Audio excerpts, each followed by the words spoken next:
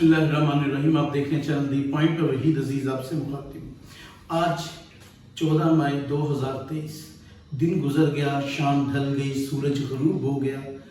سیاسی طور پر جو سورج غروب ہوا ہے، کل طلوع ہونے والا سورج اپنے ساتھ کئی پیغامات لے کر آئے گا. اس لیے کہ جو صورتحال ہوئی اس میں سپریم کورٹ آف پاکستان نے 4 اپریل 2023 کو ایک فیصلہ دیا تھا کہ پنجاب میں عام انتخابات جو ہیں وہ 14 مئی 2023 کو ہوں گے. لیکن وقت کے حکمرانوں نے اس فیصلے کو قبول نہ کیا. اس فیصلے کو ماننے کی بجائے کئی قسم کے مسائل کھڑے کیے. یعنی فیصلے کی طرف بڑھنے کی بجائے فیصلے کو مسئلہ بنانے کے لیے بہت سے مسائل سامنے رکھے گئے. ان میں سے کوئی مسئلہ بھی ایسا نہیں تھا جو الیکشن کو روک سکتا. ترکیہ میں آج الیکشن ہوئے جبکہ اس میں خطرناک زلزلہ آیا تھا، لیکن جو زندگی کے آپ کہہ رہے روزمرہ معاملات ہیں، سیاسی معاملات بالخصوص وہ کسی ملک میں کبھی نہیں رکے. پاکستان میں اس معاملے کو روکنے کے لیے کئی قسم کے بہانے گھڑے گئے. کیوں گھڑے گئے؟ کہ 13 یا 14 چھوٹی بڑی جماعتیں مل کر ایک جماعت کو سسٹم سے باہر نکالنا چاہتی ہیں اور چاہتی ہیں جب تک ہم مقبول نہیں ہوں گے الیکشن نہیں ہوں گے. یہ ساری باتیں ہم روز کرتے رہے ہیں. اس بات کو چھوڑ کر آگے چلتے کہ ہونے کیا والا ہے. اصل میں سپریم کورٹ کے حکم کی حکم دھولی ہو گئی. وہ حکم تو رہا ہی نہ، وہ تو کھیل بنا دیا حکومت نے. اور اس کا ریئیکشن کیا دیا؟ اب 13 جماعتیں جو تھی ان میں کچھ ایسے کردار تھے جو اپنا کردار کہیں نہ کہیں نبھاتے رہے ہیں. اب ایک کردار کو متحرک کیا گیا جنہوں نے اسلام کو چولا پہنا ہوا ہے اور اسلام آباد کے علاوہ انہوں نے کبھی کسی چیز کے بارے میں نہیں سوچا. یعنی فضل الرحمان کو متحرک کیا گیا اور کہا کہ اب آپ آئیں، آپ کا وقت تماشا شروع ہو گیا ہے. اور سپریم کورٹ کے باہر یعنی اتوار کے روز ہی انصار الاسلام جو کہ ایک ذیلی تنظیم ہے فضل الرحمان کی، باقاعدہ طور پر اس کے وہ وردی پوش لوگ جو تھے وہ گھوم رہے تھے سپریم کورٹ کے باہر. نہ دفعہ 144 کی پرواہ کی گئی، نہ اسلام آباد میں آج کی دفعہ 144 تھی، نہ پولیس نظر آئی، نہ رینجرز نظر آئی، نہ ہی کوئی اور ایسے قانون نافذ کرنے والے ادارے دکھائی دیے. اس لیے کہ کمٹمنٹ کے ساتھ ہو رہا ہے. عجیب بات تو یہ ہے کہ حکومت اپنی ہی حکومت کے خلاف احتجاج کر رہی ہے.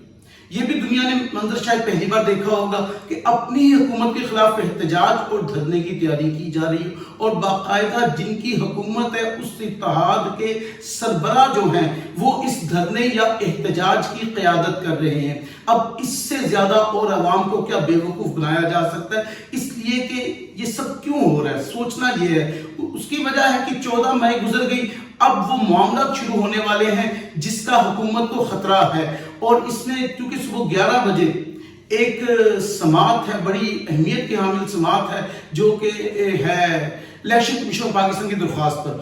اب اس کو روکنے کی کوشش کی جا رہی ہے، اس کو پریشر ڈال کے روکا جائے. اور اسی کے ساتھ یہ بھی خبریں موجود ہیں کہ توہین عدالت کی کارروائی بھی کل ہی سے شروع ہوگی. اور 5 لوگ، میں آپ کو بتا دوں قانونی طور پر بات ہو، آئینی طور پر بات ہو تو 5 لوگ توہین عدالت کی زد میں براہ راست آتے ہیں. پرائم منسٹر شہباز شریف صاحب، اس کے بعد وزیر خزانہ اسحاق ڈار صاحب، وزیر دفاع خواجہ آصف صاحب اور اس کے علاوہ وزیر قانون اور رانا ثناءاللہ صاحب. یہ 5 وہ لوگ ہیں جو براہ راست جو ہے اس زد میں آئیں گے توہین عدالت کی. اب انہیں بچانے کے لیے فضل الرحمان صاحب نے اپنے حصے کا کردار شروع کیا، اپنے مدارس سے اور اپنی تنظیم کے لوگ لا کر یہاں بٹھا دیے. یہ وہی تنظیم ایک وقت میں یاد کیجئے گا جب انہوں نے فضل الرحمان کو گارڈ آف آنر بھی دیا تھا، کیونکہ فضل الرحمان ویسے تو صدر بن نہیں سکتے تھے، چلو اپنی تنظیم میں بھی صدر بن گئے. اب وہ جو یہاں پر آ کر تماشا کرنا چاہتے ہیں، یا اب وہ پولیس جو ہے وہ باقاعدہ خود سمجھا رہی ہے لوگوں کو کہ آپ 3 کی ٹولیوں میں رہیے گا. 4 نہ ہوں گے تو ہم کہیں گے 4 ہوئے نہیں تو ہم دفعہ 144 پہ کارروائی کیسے کرتے. یعنی کمال مذاق بنایا دفعہ 144 کو بھی، قانون کو بھی. اور خود یہ اسلام آباد کی پولیس سے ساری باتیں انہیں سمجھا رہی تھی کہ آپ نے اس طرح کرنا ہے. اور وہ ڈنڈا بردار فوج جو ہے وہ سپریم کورٹ کے باہر موجود ہے. یہاں تک تو ایک اور خبر بھی آپ کے ساتھ شیئر کر دوں، سپریم کورٹ کے اندر کیا ہو رہا ہے. اس وقت جو ہے نون لیگ کا میڈیا سر پوری طرح ایکٹیو ہوا ہے اور یہ کہہ رہا ہے کہ جو عمر عطا بندیال صاحب ہیں آنریبل چیف جسٹس، وہ صبح استعفیٰ دینے والے ہیں. اس کی ریزن کیا بیان کر رہے ہیں؟ وہ کہتے ہیں کہ جو یعنی 8 ججز کی اکثریت حاصل تھی عمر عطا بندیال صاحب کو، اس میں سے 2 ججز جو ہیں وہ آئینی ججز کے ساتھ حاملے ہیں. ان کے نزدیک جو جج انہیں سپورٹ کر دے وہ آئین پہ کھڑا ہے، جو ان کے خلاف فیصلہ دے دے وہ آئین کے مخالف ہے. انہوں نے آئین اپنی ذات کو بنا لیا ہوا ہے. تو اس لیے اب وہ کہتے ہیں 2 ججز ان کے خلاف ہو گئے، اب اس لیے ان کو اکثریت نہیں رہی تو صبح وہ استعفیٰ دے دیں گے. یہ سپریم کورٹ کے اندر کی باتیں ہیں جو پھیلائی جا رہی ہے سوشل میڈیا پر اور نون لیگ کے میڈیا ونگ کے ذریعے سے بات پھیلائی جا رہی ہے، اس میں صداقت کتنی ہے یہ تو خبر صبح ہی ہوگی، لیکن یہ تسلیم کرنا پڑے گا کچھ نہ کچھ اس میں ایسا معاملہ ضرور ہے۔ نون لیگ عدلیہ پر حملہ نہ کرے اس کی روایت نہیں رہی۔ 1997 میں لوگوں نے دیکھا باقاعدہ فزیکل حملہ بھی ہوا اور پولیٹیکل حملہ بھی ہوا، اور وہی کیفیت پھر سے دہرائی جا رہی ہے، وہی تاریخ دہرانے کی کوشش ہو رہی ہے۔ ابھی کچھ دن پہلے تک ہم نے دیکھا کہ ایک جماعت یعنی پاکستان تحریک انصاف، اگر اس کے لوگ یہ اجازت مانگتے تھے کہ ہم ریلی نکالنا چاہتے ہیں، الیکشن کمیشنز میں نگران حکومت جو صرف الیکشن تک آتی ہے وہ بھی ایکٹیو ہو جاتی ہے، آپ ریلی نکال سکتے ہیں، یہ بہت بڑا مسئلہ ہے۔ اب فضل الرحمان صاحب ریڈ زون میں جانا چاہتے ہیں تو وہ دھرنے سے کہیں ریڈ زون میں جاؤں گا، وزیر داخلہ ان کی منتیں کا نہیں جاتا، اس لیے کہ ایک نورا کشتی ہو رہی ہے، ٹوپی ڈرامہ ہو رہا ہے، آپس میں ایک کمٹمنٹ ہے کہ ہمیں بچاؤ، ہم ڈوب رہے ہیں، ہم نے دیکھو تمہیں اتنا عرصے اقتدار میں ساتھ رکھا، اب تمہارا کردار شروع ہوا، وہ ہمارا کردار تھا، اب تمہارا کردار، حالانکہ دونوں کے پاس کردار نہیں ہے، کردار کے علاوہ سب کچھ ہے ان کے پاس۔ اس حد تک بے شرمی کی بات ہے کہ اپنی حکومت کے خلاف احتجاج بھی بنیادی طور پر اس آئین کے خلاف احتجاج کر رہے ہیں جس آئین کو توڑ دیا انہوں نے۔ آج آئین ختم ہوا، پاکستان کا آئین انا للہ و انا الیہ راجعون ہو گیا آج، اس کے بعد اس پر اگر ایکشن ہوتا تو یقیناً یہ آئین توڑنے والے، آئین کچھ لوگ، آئین کو برباد کرنے والے لوگ، ریاست پاکستان کے ساتھ کھیلنے والے لوگ سب جیلوں میں ہونے چاہیے تھے، ان کو سخت سزائیں ہونی چاہیے تھی، لیکن یہ عجیب قسم کا معاشرہ، عجیب قسم کا رواج ہے، عجیب سیاست ہے یہ کہ بجائے عدلیہ کے سامنے پیش ہونے کے عدلیہ کے ججز کو اپنے سامنے پیش کرنا چاہتے ہیں۔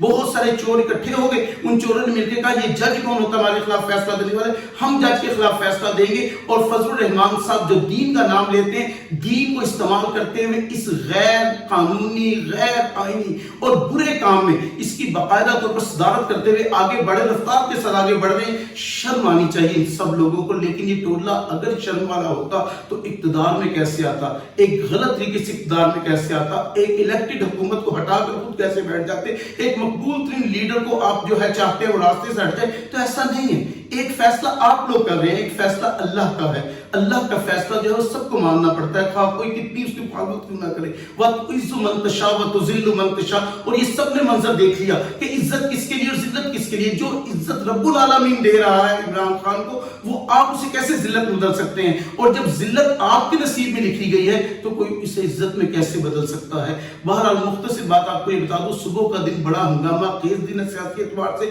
انصار الاسلام جو ہے جتھے کی صورت میں وہاں پہنچ چکے ہیں، اور باقاعدہ ریاست کے اندر ایک ریاست کے عناصر جو ہے نئی ریاست بنانے کی کوشش میں مصروف ہے، اور وہ سپریم کورٹ کے اپنا پریشر ڈال رہے ہیں۔ اور عمر اتاب بندیال صاحب پر اس وقت سپریم کورٹ کے اندر سے بھی اور باہر سے بھی مکمل پریشر ڈالنے کی کوشش کی جا رہی ہے، اور میڈیا کو ایکٹیو کیا گیا ہے۔ میڈیا جس کا کردار ہمیشہ لفافوں تک محدود رہا ہے، وہ لفافی میڈیا جو ہے وہ مکمل طور پر اس ساری موومنٹ کو جو سپورٹ کر رہا ہے اور لوگوں کو غلط چیزیں انجیکٹ کر رہا ہے، غلط باتیں پھیلا رہا ہے۔ اور آخر میں ایک بات میں ضرور کہوں گا کہ ہمارے صحافی بھائی عمران ریاض خان صاحب جو کہ لاپتہ ہیں، افسوس ہے مجھے ان نام نہاد صحافیوں پر جو لفافے لے کر صرف عیش و عشرت میں ڈوبے ہوئے، کاش اپنے بھائی صحافی کے لیے وہ آواز اٹھا لیتے۔ اس کا قصور صرف یہ ہے کہ وہ سچ بولتا ہے، اس کا قصور یہ ہے کہ جو دیکھتا ہے وہی بیان کر دیتا ہے، اس کا قصور یہ ہے کہ وہ حق کے ساتھ چل رہا ہے۔ یہ قصور کافی ہمارے ملک میں، بات صبح جو بھی ہوگا اللہ پاکستان کی خیر کرے۔ ویڈیو اچھی لگی ہو تو چینل سبسکرائب کیجئے گا، انشاءاللہ ایسی کسی ویڈیو پر ملاقات ہوگی۔ اپنا خیال رکھیے گا، فی امان اللہ۔